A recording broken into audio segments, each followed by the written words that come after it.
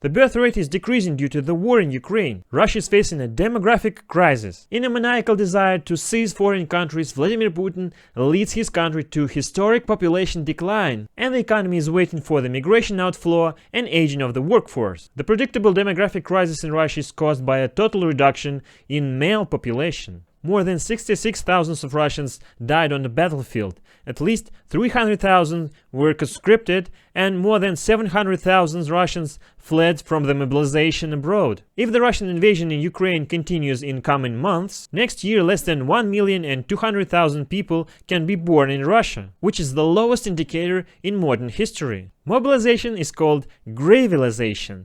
This very vividly emphasizes the situation. In occupied territories, there are really a very large number of capable men missing from the streets, from businesses and houses. Utilities are not working. They are not working because all employees are on the front line. The continuation of the war and mobilization until the end of the next spring will be a disaster because for 12 months the birth rate will drop to 1 million. Such a low birth rate was observed only once in 1991 during the worst crisis. Putin's strategy is based on Putin's position of love for the Soviet Union. In principle, he is trying to follow in the footsteps of another bloody dictator, Joseph Stalin, who believed that he won the Second World War by throwing a human meat at the Nazi Germany. Wars are won by logistics. Wars are won by motivation.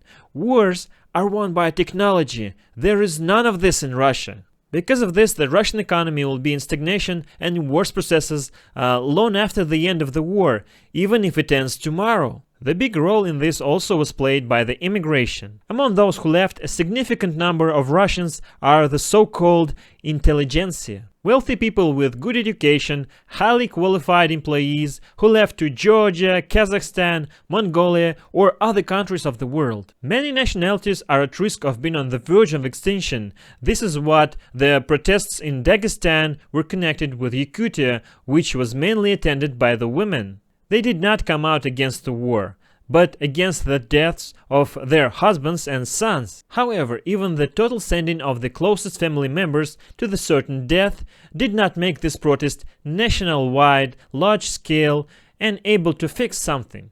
Hit the like, subscribe for more, comment down below what you think about that, share it with your friends.